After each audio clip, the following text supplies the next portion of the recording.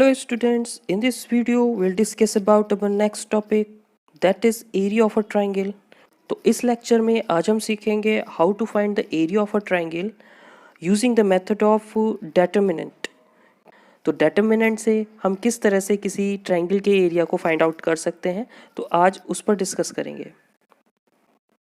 जैसा कि आपने प्रीवियस क्लासेस में पढ़ा है, कई बार पढ़ा होगा, कई सारी क्लासेस में पढ़ा होगा कि एरिया ऑफ अ ट्राइंगल हम कैसे निकालते हैं।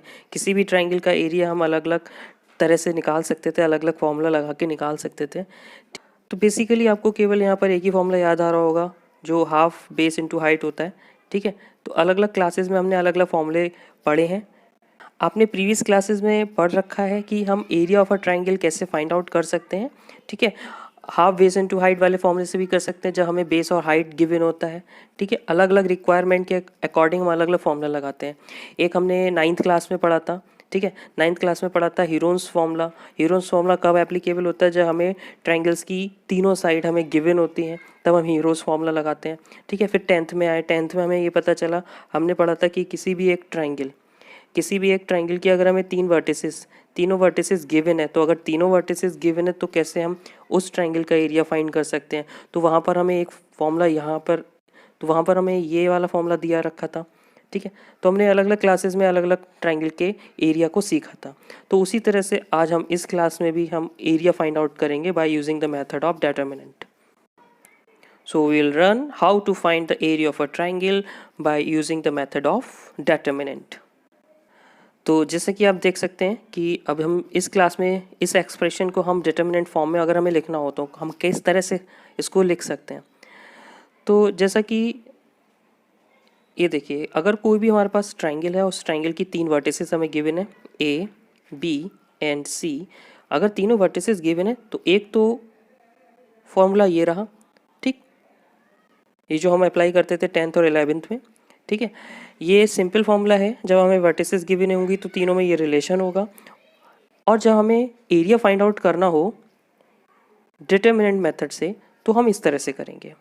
ठीक है, तो डिटर्मिनेंट से अगर फाइंड करना है तो हम इन तीनों वर्टिसेस को किस तरह से अरेंज करना है वो देखिए। डिटर्मिनेंट्स में इस तरह से हम अरेंज कर देंगे। ठीक है, सबसे पहले 1/2 और आपको x1 y1, तो यहाँ पर x1 आ गया, ये y1 आ गया, यानी कि जो पहला वर्टेक्स है, ठीक है, x1 y1 और 1। दूसरा वर्टेक्स जो सेकंड वर्टेक्स है x2 y2 1, और थर्ड वर्टेक्स x3 y3 1। तो तीनों वर्टेसेस हम कुछ इस तरह से यहाँ पर लिख देते हैं, x1 y1 x2 y2 x3 y3, और उसके साथ में जो हम एक कॉलम अरेंज करते हैं वो 1 1 1 आपको अरेंज करना होगा। तो ये तरीका है डिटर्मिनेंट की फॉर्म में लिखने का, और अब आपको सिंपली इसको सॉल्व करके इसकी वैल्यू को फाइंड आउट कर लेना है। तो जैसे हम इवेल्युएट करते थे डिटर्मिनेंट को, जो हमने फर्स्ट वीडियो में सीखा था, तो वहाँ से आप सीख सकते हैं। तो इवेल्युएट आपको करना है। ठीक है, तो सिंपली आपको जब भी किसी भी डिटर्मिनेंट की हेल्प से एरिया ऑफ ट्राइंगल फाइंड करना होगा तो सिंपली हम उस वर्टिसेस को, जो भी तीनों वर्टिसेस होंगी, उसको इस तरह से डिटर्मिनेंट में अरेंज करेंगे और फाइंड आउट कर लेंगे। कुछ रिमार्क्स हैं इसके, ठीक है, इंपॉर्टेंट, उसको देखते हैं। Since area is a positive quantity, जैसे कि हम देखते हैं कि हमारा जो एरिया होता है वो हमेशा पॉजिटिव आता है, एक पॉजिटिव क्वांटिटी है, कभी नेगेटिव नहीं हो सकता। तो हमें क्या करना है, तो सिंपली हमें डिटर्मिनेंट की वैल्यू को एब्सोल्यूट वैल्यू में ले लेना है। एब्सोल्यूट वैल्यू आप जानते हैं। ठीक है, एब्सोल्यूट वैल्यू क्या होती है? कोई भी अगर हमारी डिटर्मिनेंट है तो उसकी एब्सोल्यूट वैल्यू, ठीक, इस तरह से हम इसको ले लेंगे। दैट मीन्स कोई भी नेगेटिव है तो वो पॉजिटिव बन जाएगा। तो एब्सोल्यूट, क्योंकि नेगेटिव कभी हो नहीं सकता एरिया, इसलिए डिटर्मिनेंट को हम पॉजिटिव लेंगे, एब्सोल्यूट ले लेंगे। नेक्स्ट सेकंड पॉइंट है, इफ एरिया इज गिवन। अगर आपको किसी क्वेश्चन में एरिया गिवन है, ठीक है, और आपको किसी क्वेश्चन में एरिया गिवन है और कुछ फाइंड आउट करवा रहे होंगे, जैसे के की वैल्यू फाइंड करवा रहे होंगे जो मिसिंग होगी, जो ट्राइंगल के किसी भी वर्टेक्स की, या तो एब्सिसा या ऑर्डिनेट में से कुछ भी हो सकता है। अगर हमें वो अननोन फाइंड करना है और आपको एरिया गिवन है तो आपको सिंपली दोनों, ठीक है, डिटर्मिनेंट जो हम फाइंड आउट करेंगे उसको आपको दोनों साइन में इंक्लूड करना है, प्लस भी लेकर चलना है, माइनस भी लेकर चलना है। इस बात का हम ध्यान रखेंगे और ये थोड़ा सा अच्छा क्वेश्चन हो जाएगा। Third point, the area of a triangle form by 3 collinear points is 0।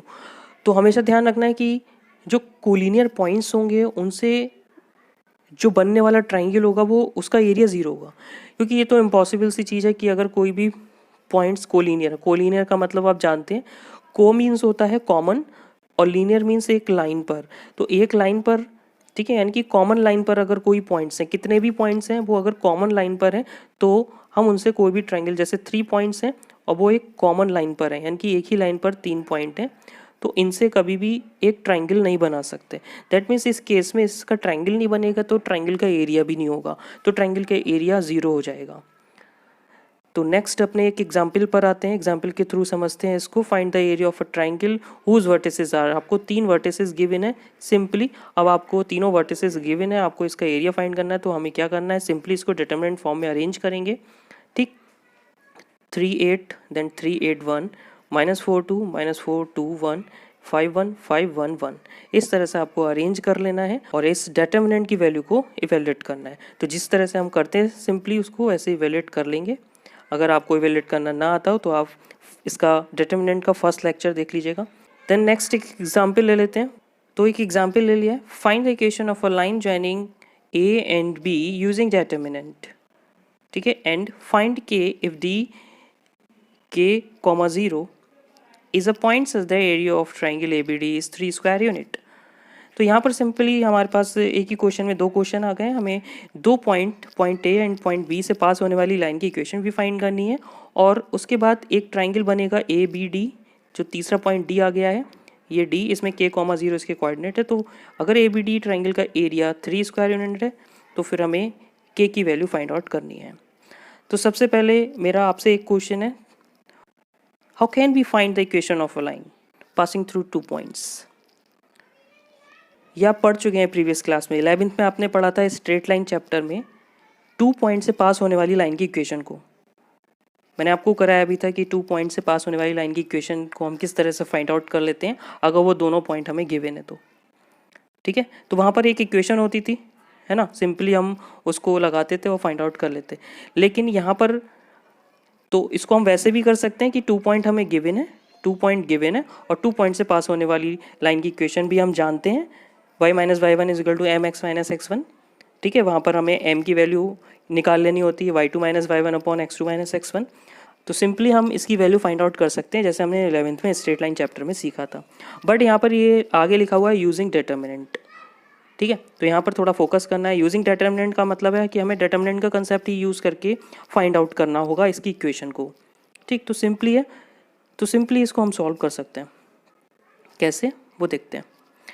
तो आपको क्या कर लेना है कि आपको जो 2 पॉइंट गिवन थे, point A and point B, ठीक, इन पॉइंट ए बी को आपने ज्वाइन किया तो हमारा ये पॉइंट ए हो गया है और ये पॉइंट बी। इस ए बी को ज्वाइन करने वाली लाइन ए बी की हमें इक्वेशन फाइंड करनी है, ठीक है। तो ये हमारा क्वेश्चन था। अब आपने एक कंसीडर किया है, तीसरा पॉइंट P होगा, ये पॉइंट P होगा जिसके कोऑर्डिनेट x, y हैं, ठीक है। इसके कोऑर्डिनेट x, y हैं और ये P पॉइंट जो है वो लाइन AB के ऊपर हमने कहीं ले लिया है। अब आप एक बात बताइए कि ये जो तीनों पॉइंट होंगे ये कोलिनियर होंगे, है ना, कोलिनियर होंगे ना, A, P और B ये तीनों पॉइंट कोलिनियर होंगे क्योंकि ये एक ही लाइन पर हैं, ठीक है। तो हमने कंसीडरेशन में थोड़ा सा लिख लिया है, let P x, y be any point on A B then area of triangle A B P is 0। तो ये तीनों पॉइंट एक ही लाइन पर होंगे, कोलिनियर होंगे, दैट मीन्स इसका एरिया 0 होगा। तो हमने यहाँ पर लिख लिया है triangle, area of triangle is equal to 0। अब आपको क्या करना है कि जिस तरह से आप डिटरमिनेंट को यूज़ करके, जो अभी ऊपर सिखाया था कि डिटरमिनेंट को यूज़ करके किस तरह से हम area of triangle find out करते हैं, तो सिंपली हमने जो भी कोऑर्डिनेट्स थे वर्टिसेस के उनको हमने लिख लिया है। जैसे कि सबसे पहले ये 0, 0 तो 0 0 1 आ गया, फिर ये 1, 3 1 3 1, फिर ये x, y, तो ये x, y एंड 1। तो इसको हमने डिटरमिनेंट बना के लिखा, यहाँ 1/2 = 0 कर दिया है। That means what, delta is equal to 0, यानी कि area of triangle is equal to 0। अब आपको सिंपली इसको सॉल्व कर लेना है और फाइंड आउट कर लेना है। तो जिस तरह से हम सॉल्व करते हैं, ये 0 ये 0 ये 1 है तो क्रॉस मल्टीप्लाई इसकी कर देंगे, है ना, और ये हमारा एक इक्वेशन आ जाएगी y = 3x। यही हमारी इक्वेशन ऑफ लाइन होगी जो हमें फाइंड करनी थी। दूसरा क्वेश्चन यहाँ पर था कि अगर यहाँ पर तीसरा पॉइंट तीसरा पॉइंट डी आ जाए जिसके कोऑर्डिनेट के कॉमा 0 हैं, ठीक है, और उसका जो एरिया होगा वो 3 स्क्वायर यूनिट होगा, तो हमें के की वैल्यू फाइंड करनी थी, ठीक है। तो ये एक दूसरा क्वेश्चन था, तो इसको कैसे फाइंड करेंगे, तो यहाँ पर एक तीसरा पॉइंट जो डी आ जा रहा है, तो area of triangle A B D कब, जब 3 स्क्वायर यूनिट उसका एरिया हो। तो यानी कि अब यहाँ पर हमें पता है कि उसका एरिया 3 स्क्वायर यूनिट है, दैट मीन्स ये हमें गिवन है ना, that means it is given that 3 square unit is the area of given triangle. तो सिंपली इसको हम यूज़ कर सकते हैं। तो हमने डिटर्मिनेंट बना के, ठीक है, जो हमें 3 पॉइंट गिवन थे, 3 पॉइंट कौन कौन से, ए बी और डी, इस बार पी नहीं लेना हमें, ठीक है, पी तो हमने ऊपर वाले क्वेश्चन को सॉल्व करने, इक्वेशन ऑफ लाइन को फाइंड करने में किया था। तो यहाँ पर 3 पॉइंट है, इसी 3 पॉइंट, ठीक है, इन 3 पॉइंट को ज्वाइन करके जो हमें ट्रायंगल बन रहा था उसका हमें एरिया फाइंड करना है ए बी डी का। तो हमने इसके वर्टिसेस लिखे 0 0 1,3 k,0 और ये तो 1 रहना है, ठीक है। तो सिंपली इसको हमने सॉल्व कर लिया है। जैसे सॉल्व करते हैं तो उससे हमने के की वैल्यू यहाँ से मिल जाएगी। तो एक्सरसाइज 4.3 का सेकंड क्वेश्चन ले लिया है। Show that the point A B and C are collinear, ये 3 पॉइंट्स कोलिनियर होंगे, ये शो करके दिखाना है। तो सिंपल हम क्या करेंगे, सबसे पहले जब भी 3 पॉइंट कोलिनियर को हमें शो करना होता है तो हम ये चेक कर लेते हैं कि उसका एरिया कितना आने वाला है ना, क्योंकि कोलिनियर पॉइंट्स का एरिया, कोलिनियर पॉइंट्स अगर होंगे तो वहाँ पे ट्रायंगल क्रिएट नहीं होगा। अगर 3 पॉइंट कोलिनियर हैं, ठीक है, तो यानी कि कोलिनियर मीन्स एक ही लाइन पर हैं, एक ही लाइन पर लाई कर रहे हैं, तो कभी भी उन तीनों पॉइंट को मिलाकर हम ट्रायंगल नहीं बना सकते। उस केस में एरिया ऑफ ट्रायंगल हो जाता है 0। तो वही हम चेक कर लेंगे क्या इन तीनों पॉइंट्स, ये जो 3 पॉइंट्स आपको दे रखे हैं, इन तीनों पॉइंट्स का अगर हम एरिया निकालें, ट्रायंगल का एरिया निकालें, अगर वो 0 हो जाएगा दैट मीन्स हम प्रूफ कर देंगे कि वो कोलिनियर होंगे। तो हम चेक कर लेते हैं कि इसका एरिया क्या होगा। तो वही हमने चेक किया है। तो सिंपली हमने उसका ट्रायंगल का एरिया निकाला, ठीक। तो तीनों वर्टिसेस ए कॉमा बी प्लस सी, ए कॉमा बी प्लस सी 1, बी पॉइंट है बी कॉमा सी प्लस ए, तो ये बी और सी प्लस ए ये आ गया, एंड सी पॉइंट है सी कॉमा ए प्लस बी, तो सी कॉमा ए प्लस बी। और यहाँ पर जो तीसरा कॉलम बनाते हैं वो 1 1 1 आपको बनाना है, ठीक है। और बाकी जो फर्स्ट कॉलम होता है वो एब्सिसा होती है, ठीक है। जो तीनों पॉइंट की एब्सिसा हैं उनसे मिलाकर फर्स्ट कॉलम बनेगा, और जो तीनों पॉइंट की ऑर्डिनेट्स हैं उनको मिलाकर सेकंड कॉलम बनेगा, और तीसरा कॉलम यहाँ पर बनता है 1 1 1 का, ये आपको बनाना है, ठीक है। एंड उसके बाद हमें क्या करना है, सिंपली इस डिटर्मिनेंट को हम सॉल्व कर लेंगे। अब वो आप पर डिपेंड करता है आप उसको किस तरह से सॉल्व करेंगे। मैंने आपको दो मेथड बताए हैं। एक तो सिंपली जैसे हम इवेलुएट करते हैं, एक्सपेंडिंग मेथड जो होता है, जो रो और कॉलम के अलॉन्ग एक्सपेंड करके, जो फर्स्ट वीडियो में कराया था, और उसके बाद प्रॉपर्टीज़ ऑफ डिटर्मिनेंट में कराया था कि प्रॉपर्टीज़ यूज़ करके भी हम उसको डिटर्मिनेंट को इवेलुएट कर सकते हैं।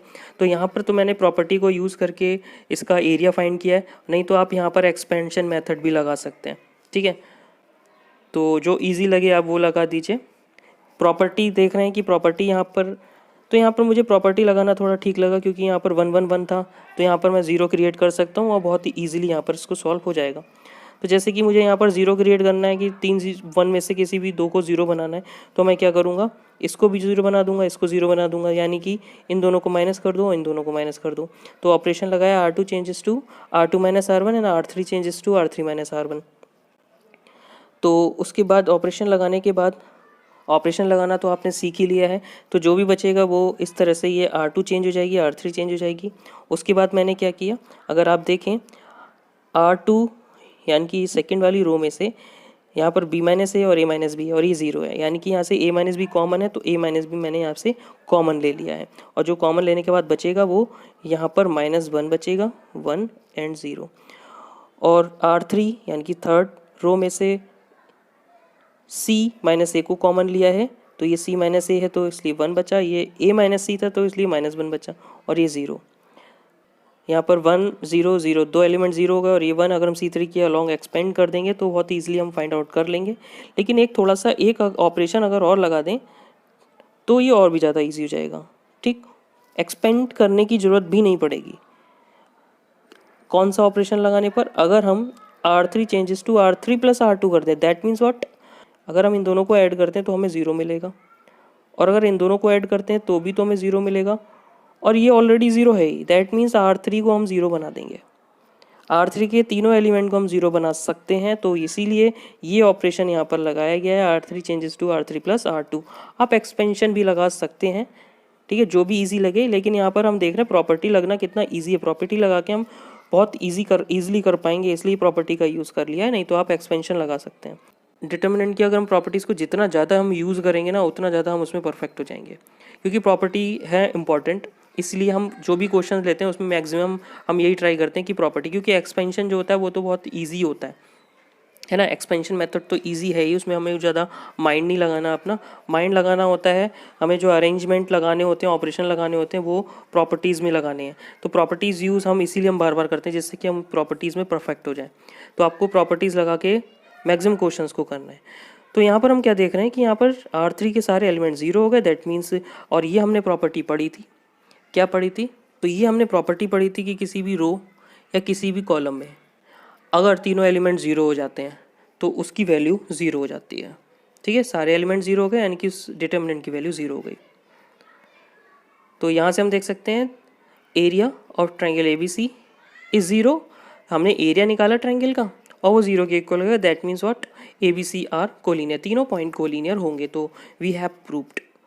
नेक्स्ट क्वेश्चन जो फोर्थ है, फोर्थ का फर्स्ट पार्ट ले लिया है, इसको सॉल्व करते हैं। Find the equation of the line joining point this and this using determinant. तो डिटर्मिनेंट को यूज़ करके हमें दो पॉइंट से ज्वाइन होने वाली लाइन की इक्वेशन फाइंड आउट करनी है। ठीक है, इसको सिंपली हम वैसे भी फाइंड आउट कर सकते थे जैसे हमने 11th में सीखा था स्ट्रेट लाइन चैप्टर में, है ना। लेकिन अगर यहाँ पर ये डिटर्मिनेंट बाई यूजिंग डिटर्मिनेंट नहीं लिखा होता तो हम वैसा कर सकते थे, लेकिन यहाँ पर लिखा हुआ है यूजिंग डिटर्मिनेंट, तो हम डिटर्मिनेंट को यूज़ करके ही क्वेश्चन को हमें सॉल्व करना है। ठीक है, तो देखते हैं। तो यहाँ पर सिंपली वही काम किया है जो अभी ऊपर एक एग्जाम्पल में किया था, तो सेम एज ये एग्जाम्पल की तरह ही है ना। जैसे वहाँ हमने यूज़ किया है इक्वेशन को फाइंड करने के लिए, तो वही कंसेप्ट हमने यहाँ पर यूज़ किया है। तो दो पॉइंट जो हमें गिवन थे वो हमने लिख लिए, पॉइंट A एंड B, उन दोनों के कोऑर्डिनेट लिख लिए, 1, 2 एंड 3, 6। हमने एक तीसरा पॉइंट कंसीडर कर लिया P, जो उस लाइन के ऊपर लाई करेगा, क्योंकि जब AB लाइन के ऊपर P पॉइंट लाई कर रहा है, दैट मीन्स ये तीनों पॉइंट कोलिनियर होंगे, और कोलिनियर पॉइंट से कभी ट्राइंगल नहीं बन सकता। दैट मीन्स उस केस में एरिया उसका 0 हो जाता है। तो डेल्टा इज इक्वल टू 0, तो हमने उसके एरिया को 0 के इक्वल करके यूज़ कर लिया है। ठीक है, ये कंडीशन हमने यूज़ कर लिया।